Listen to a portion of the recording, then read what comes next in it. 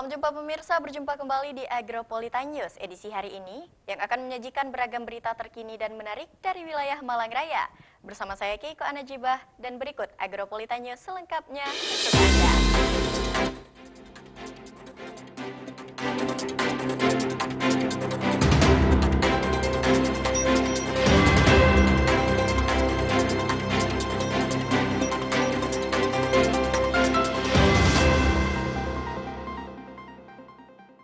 Ya pemirsa, mengawali Agropolitan News edisi hari ini, berikutlah kami rangkum berita seputar Malang Raya dalam News 60 Detik.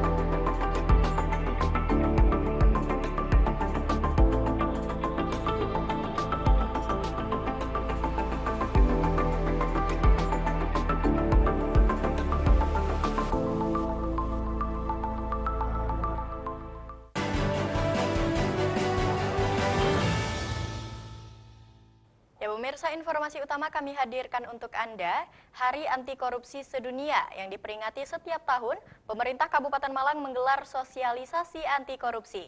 Dengan kegiatan ini bertujuan untuk memberikan edukasi dan pemahaman kepada ASN serta masyarakat Kabupaten Malang tentang definisi korupsi serta menumbuhkan jiwa anti korupsi. Kabupaten Malang yang kami hormati jajaran dipimpin oleh Bapak Darul Ulum. Permasalahan korupsi menjadi fenomena yang memiliki daya rusak yang luar biasa karena merupakan salah satu kejahatan besar yang dihadapi sejumlah negara termasuk Indonesia. Dalam momen Hari Anti Korupsi Hakordia 2023, Inspektorat Kabupaten Malang melakukan sosialisasi anti korupsi di lingkungan Pemkab Malang. Kegiatan dilaksanakan di Pendopo Kabupaten Malang yang berada di Kepanjen pada 12 Desember 2023. Kegiatan yang menghadirkan narasumber dari pihak kepolisian dan kejaksaan bertujuan memberikan edukasi dan pemahaman kepada ASN dan masyarakat tentang masalah korupsi yang dapat merusak pembangunan sosial dan ekonomi di segala aspek. Dengan mengusung tema Sinergi Berantas Korupsi untuk Indonesia Maju, sosialisasi ini dilaksanakan untuk memberikan pemahaman kepada ASN dan warga masyarakat Kabupaten Malang tentang definisi korupsi serta menumbuhkan jiwa anti korupsi, karena korupsi merupakan sebuah kejahatan besar yang bukan saja merugikan di Indonesia, namun juga akibat buruknya dirasakan masyarakat luas. Wakil Bupati Malang Didik Gatot Subroto mengatakan Hari Anti Korupsi Dunia bisa menjadi inspirasi bagi semua. Korupsi merupakan bagian dari larangan baik hukum negara maupun Tuhan. Sementara itu aparatur sipil negara dalam melaksanakan tugas ada ruang dalam melakukan praktek korupsi. Selain itu masyarakat juga harus mendapat sosialisasi dan edukasi terkait anti korupsi karena mereka bisa dimanfaatkan untuk melakukan korupsi. Anti korupsi sedunia Ya tentunya ini kan menjadi inspirasi bagi kita bahwa korupsi itu kan menjadi bagian larangan baik secara tatanan hukum negara maupun hukumnya Tuhan. Oleh dan karenanya ini dijadikan sebagai pematik bahwa ASN itu di sana ada ruang. Maka tadi tidak saya sebutkan juga sebagai subjeknya, tetapi objek dan subjek harus bareng. Makanya tadi diundang juga organisasi-organisasi masyarakat yang mewakili masyarakat sih. Nah, dengan harapan bagaimana masyarakat itu ruang dan waktunya pun juga tidak dimanfaatkan. Itu dalam konteks korupsi, pemerintah Kabupaten Malang ini kan tentunya inspektorat bekerja sama dengan KPK wilayah Kotsugat wilayah mana? Wilayah 3. Kita terus bekerja sama dengan beliau dan dilakukan evaluasi per tribulan. Ya, per tribulan dilakukan evaluasi terkait dengan perkembangan perserapan, kemudian pemanfaatan, laporan, kemudian multi efeknya. Nah, itu terus dilakukan evaluasi sehingga alhamdulillah Kabupaten Malang itu di tingkat provinsi tadi sudah mendapatkan MCP ya di peringkat 6 kan 2022. Maka kita berharap tahun 2025 ini kita bisa meningkat lagi, tidak lagi di 5 ya kita harusnya 3 besar. Didik menambahkan dalam konteks pemberantasan korupsi, pemerintah Kabupaten Malang dalam hal ini inspektorat bekerja sama dengan KPK untuk melakukan evaluasi per tribulan sekali terkait perkembangan, serapan, laporan, dan multi efek dalam pembangunan. Dari Kabupaten Malang, Max Munir Ativi melaporkan. Sementara itu pemirsa, terdampak cuaca dan pasokan yang mulai berkurang dari petani, harga komoditas sayuran kembali mengalami kenaikan. Kenaikan harga ini diperkirakan akan berlangsung sampai beberapa waktu ke depan apabila intensitas hujan semakin tinggi, karena biasanya tanaman akan mengalami kerusakan.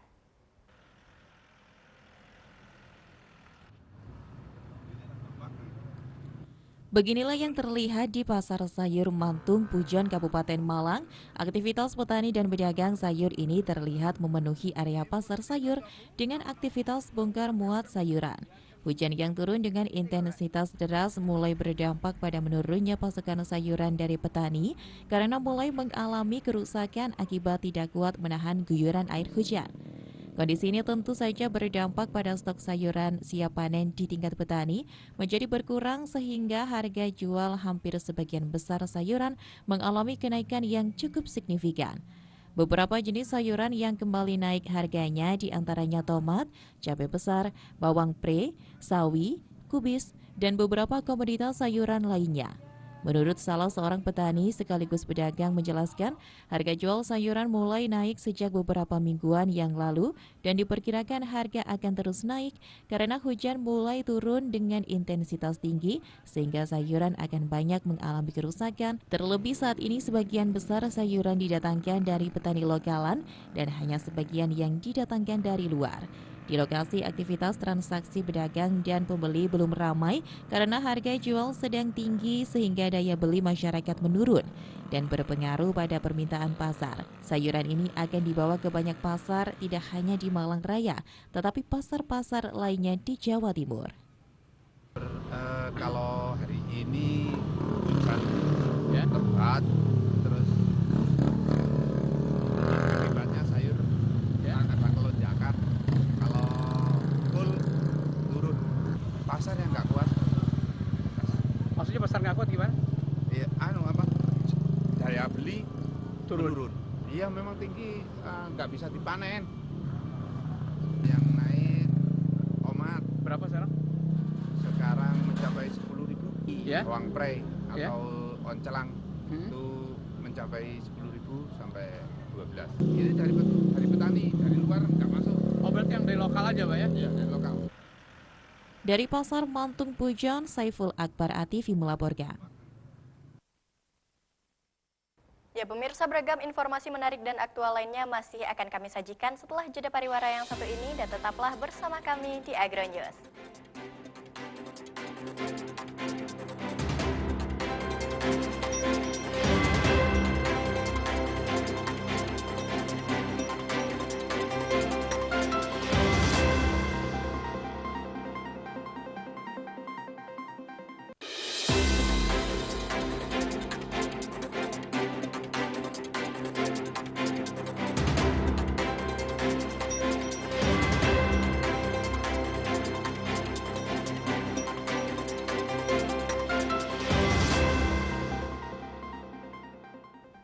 News kembali hadir pemirsa, kali ini dengan berita terkait Senkom Mitra Polri gelar Rapat Kerja Nasional atau Rakernas 4 dengan tema meningkatkan kemitraan prima, profesional, responsif, inovatif, modern, akuntabel dalam mendukung Polri yang presisi menciptakan keamanan ketertiban masyarakat.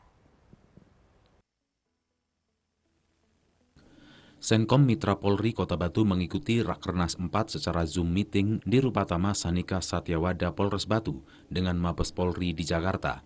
Pada pembukaan Rakernas 4 Senkom Mitra Polri di Kota Batu ini dihadiri langsung oleh Ketua Senkom Kota Batu, Haji Ari Sri Mulyono, Sekretaris Senkom Kota Batu, Yohanes Debi Himawan, pendiri dan pembina Senkom Mitra Polri Kota Batu Haridana Wahyono. Kapolres Batu yang diwakili oleh Kasat Pinmas Polres Batu AKP Dwi Jatmiko beserta PJU Polres Batu, Kapolsek Jajaran, Kesbang Pol Kota Batu, Satpol PP, dan anggota dan pengurus Senkom Kota Batu.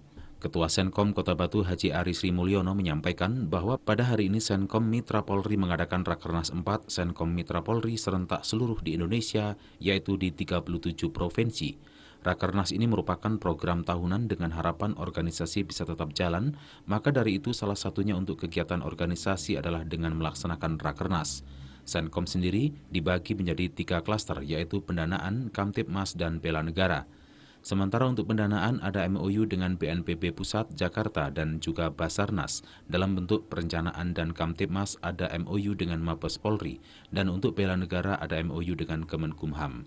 Sementara itu, pendiri dan pembina Senkom Mitra Polri Kota Batu Haridana Wahyono bahwa pada hari ini Senkom Kota Batu mengikuti Rakernas 4 Senkom Mitra Polri yang digelar di Mabes Polri Jakarta. Dengan harapan hasil dari Rakernas nanti Senkom Mitra Polri bisa membantu pelaksanaan penanganan dan penanggulangan berita hoaks pada mitra Senkom, yaitu pihak kepolisian. Di tahun 2023 ini, Senkom Mitra Polri menyongsong tahun 2024 pemilu damai untuk melaksanakan deklarasi pemilu damai dan deklarasi untuk siap membantu melancarkan melaksanakan pemilu 2024 nanti jujur dan damai. Senkom Mitra Polri memang betul-betul ingin membantu pemerintah, kepolisian, dan membantu pemerintahan yang kondusif, damai dan tanpa berita hoaks, itu yang terpenting.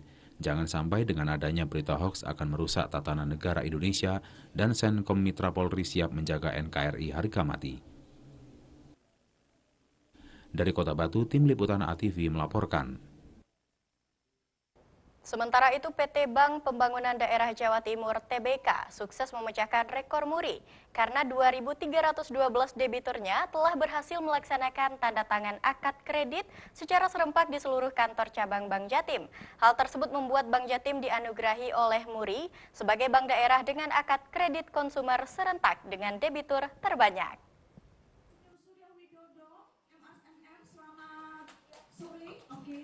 Dan tentunya saya sapa untuk para kepala dinas yang hadir di cabang Jember. PT Bank Pembangunan Daerah Jawa Timur (TBK) sukses memecahkan rekor muri karena 2.312 debiturnya telah berhasil melaksanakan tanda tangan akad kredit secara serempak di seluruh kantor cabang Bank Jatim. Hal tersebut membuat Bank Jatim dianugerahi oleh Muri sebagai bank daerah dengan akad kredit konsumer serentak dengan debitur terbanyak. Kegiatan bertajuk Akad Massal Kredit Konsumer 1212 itu dilakukan secara offline dan juga hybrid by Zoom pada Selasa 12 Desember 2023. Salah satunya yang digelar oleh Bank Jatim Cabang Kota Batu. Penghargaan Muri yang berhasil diraih Bank Jatim diserahkan oleh Direktur Operasional Muri Yusuf Ngadri kepada Direktur Utama Bank Jatim Busrul Iman dengan didampingi oleh SEVP Consumer Banking Bank Jatim Hermita. Adapun total nilai dari penyaluran kredit kepada 2.312 debitur itu adalah sebesar 310,4 miliar rupiah.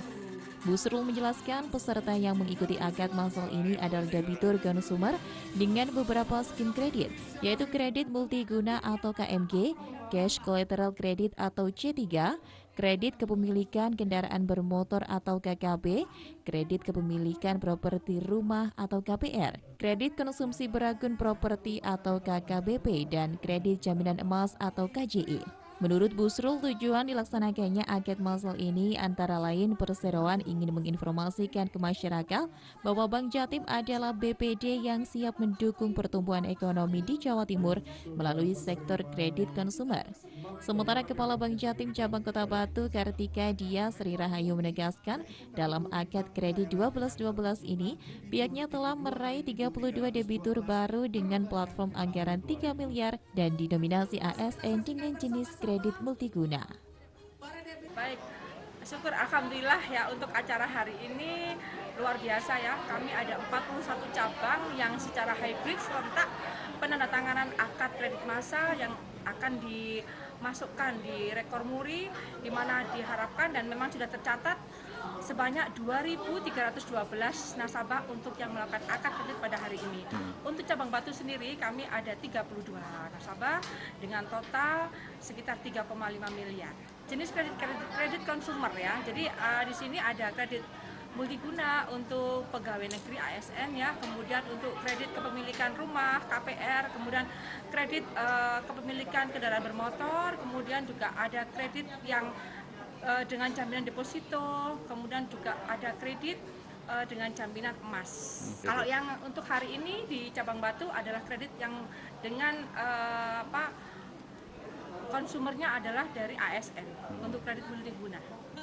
Seperti yang diketahui bersama, pertumbuhan ekonomi Jawa Timur pada triwulan 2 tahun 2023 sebesar 5,24%. Angka tersebut lebih tinggi dibandingkan pertumbuhan nasional, sehingga diharapkan melalui kegiatan akad massal ini dapat memberikan dampak yang lebih baik lagi bagi pertumbuhan ekonomi.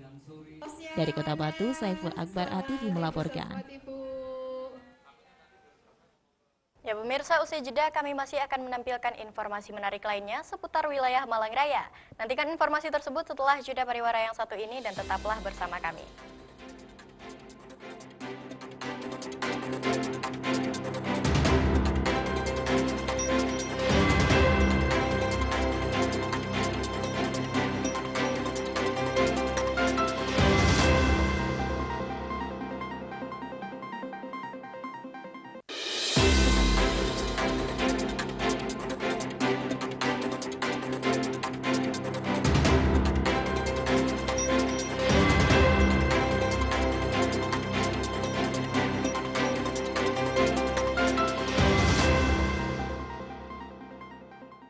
Anda kembali menyaksikan Agronews. Pemirsa, pemerintah Kota Batu bersama dengan Bapelit Bangda mengadakan kegiatan Forum Konsultasi Publik atau FKP, rancangan awal RPJPD Kota Batu tahun 2025-2045. Kegiatan ini sendiri dihadiri langsung oleh PJ Wali Kota Batu, Ketua DPRD Kota Batu, Kepala SKPD di lingkungan pemerintah Kota Batu, serta elemen-elemen masyarakat Kota Batu.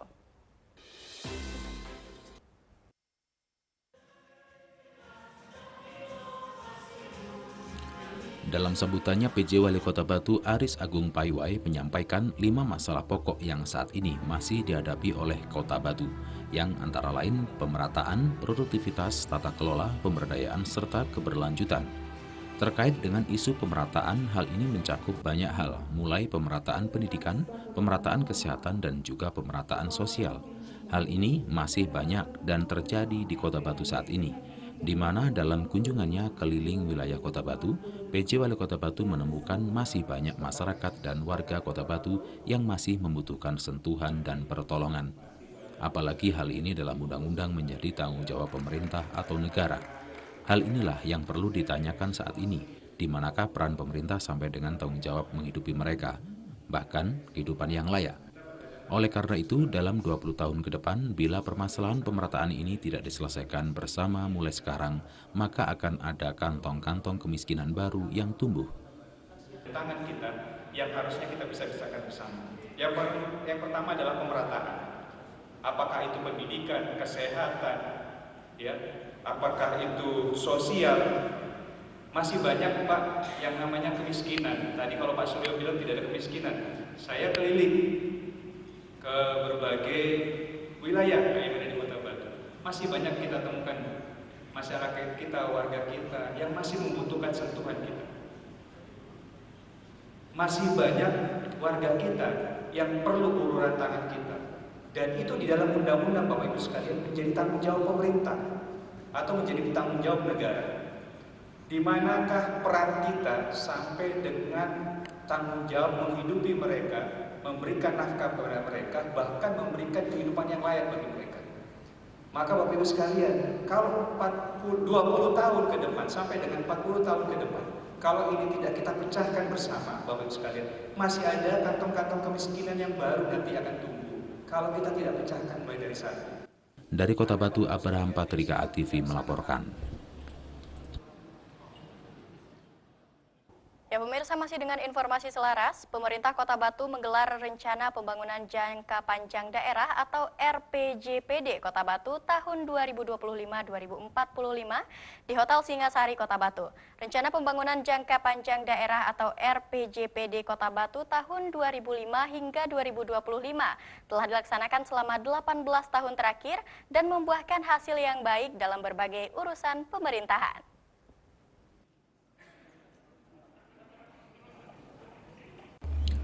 Disampaikan oleh Ketua DPRD Kota Batu Asmadi bahwa untuk PDRB per kapita di Kota Batu meningkat 7 kali lipat dengan pertumbuhan ekonomi berada pada kisaran 5% dan menunjukkan pola capaian yang hampir sama dengan Provinsi Jawa Timur dan nasional, di mana dari sisi daya saing manusia yang diukur dengan Indeks Pembangunan Manusia atau IPM menunjukkan capaian yang semakin membaik, begitu pula dengan angka kemiskinan dan pengangguran.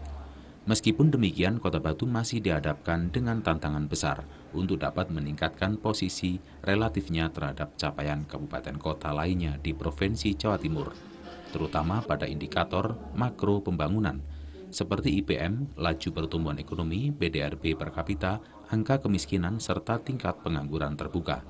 Selain itu, secara umum Kota Batu masih dihadapkan pada tantangan berupa peningkatan kualitas sumber daya manusia, peningkatan kualitas tenaga kerja, infrastruktur, pembangunan di bidang ekonomi, sosial, energi, lingkungan hidup yang berkelanjutan, maupun tantangan secara kelembagaan, sekaligus dengan meningkatkan kontribusi sektor-sektor unggulan Kota Batu pada sejumlah faktor pendorong pencapaian kinerja pembangunan daerah. Dari Kota Batu, Abraham Patrika ATV melaporkan. Ya pemirsa, jangan beranjak dari tempat duduk Anda karena Agropolitan News akan segera kembali setelah jeda pariwara yang satu ini.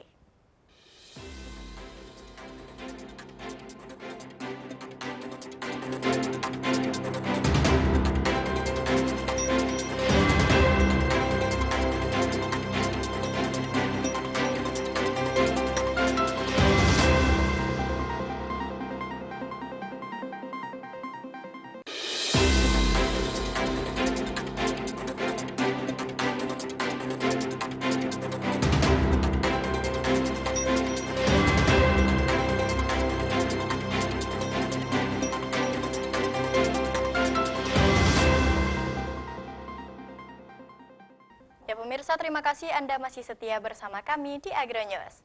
Dinas Pariwisata Kota Batu terus menggenjot potensi pariwisata Kota Batu dengan menggelar Farm Trip paket desa wisata.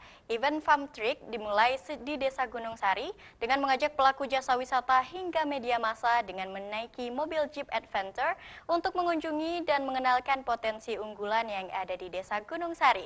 Salah satunya yakni bunga mawar.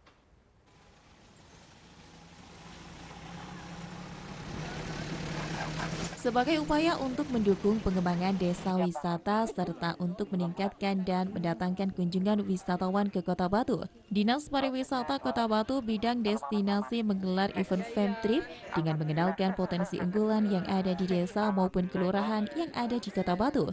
Kali ini event Farm Trip dimulai di Desa Gunung Sari dengan mengajak pelaku jasa wisata hingga media massa dengan menaiki mobil Jeep Adventure untuk mengunjungi atau mengenalkan potensi unggulan yang ada di Desa Gunung Sari, salah satunya yakni bunga mawar. Mengingat Desa Gunung Sari merupakan daerah penghasil bunga mawar terbesar di Kota Batu dan hampir seluruh masyarakat berprofesi sebagai petani bunga mawar. Selain itu, potensi bunga mawar yang ada di desa ini patut dijadikan sebagai salah satu destinasi wisata. Maka dari itu, melalui event Farm Trip ini diharapkan dapat membantu mempromosikan destinasi petik mawar agar lebih dikenal oleh masyarakat luas. Di tempat ini terdapat kebun bunga mawar yang sangat luas, ditambah dengan pemandangan yang menyuguhkan mata. Tak hanya itu, wisatawan yang berkunjung juga dapat melakukan berbagai aktivitas yang menyenangkan, seperti memetik langsung bunga mawar, berfoto, atau sekedar menikmati pemandangan sekitar yang dipenuhi dengan berbagai bunga mawar yang berwarna-warni. Tentunya event Femtrip Desa Wisata di Kota Batu ini bisa menjadi alternatif bagi wisatawan untuk berwisata ke Kota Batu. Juga diharapkan dapat meningkatkan perputaran ekonomi bagi masyarakat sekitar. Lebih lanjut, Femtrip ini kedepannya akan dilaksanakan secara berkelanjutan di seluruh desa wisata yang ada di Kota Batu.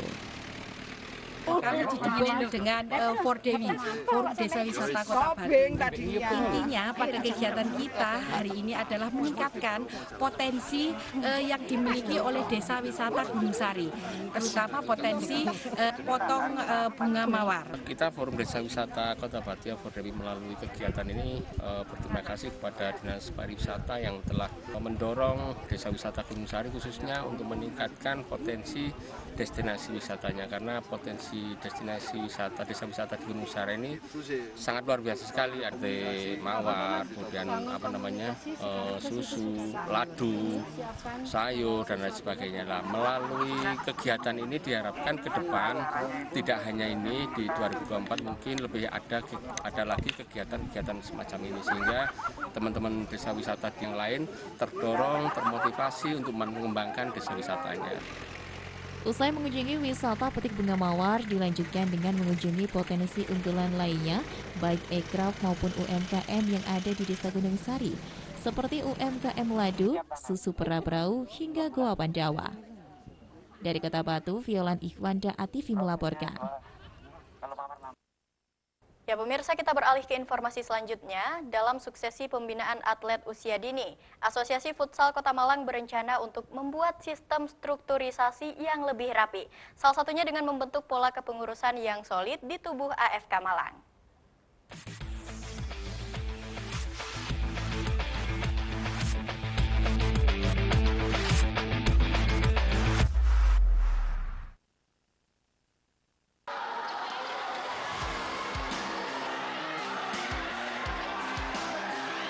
Dalam suksesi pembinaan atlet usia dini, Asosiasi Futsal Kota Malang berencana untuk membuat sistem strukturisasi yang lebih rapi. Salah satunya adalah dengan membentuk pola kepengurusan yang solid di tubuh AFK Malang. Hal ini disampaikan oleh Ketua AFK Kota Malang dalam event kompetisi minor lokal Futsal Piala PJ Wali Kota Malang di SM Futsal Sudimoro, Kota Malang. Dirinya mencatat ada sejumlah hal yang harus diperbaiki dari tubuh kepengurusan AFK Malang sehingga lebih terstruktur. Poin ini penting dalam menyatukan visi dan misi asosiasi untuk meraih tujuan yang sama. Dengan struktur organisasi yang solid, kebijakan dan keputusan yang diambil akan lebih tepat sasaran. 2024 ini kita harus mulai gerak-gerak terus mungkin insya Allah nanti di awal tahun ini kita kongres juga, kongres AFK.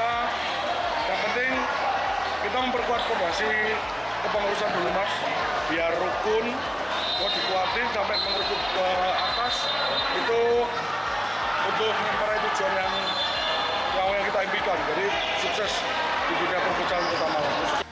AFK Kota Malang punya program khusus dan serius dalam pembinaan atlet usia muda yang menjadi andalan Kota Malang di berbagai event. Selain latihan rutin dan pembinaan atlet usia muda, juga kompetisi reguler sejak di level junior hingga senior menjadi fokus utama AFK Malang di masa mendatang. Dari Kota Malang, Dion Arista, News Sport ATV melaporkan.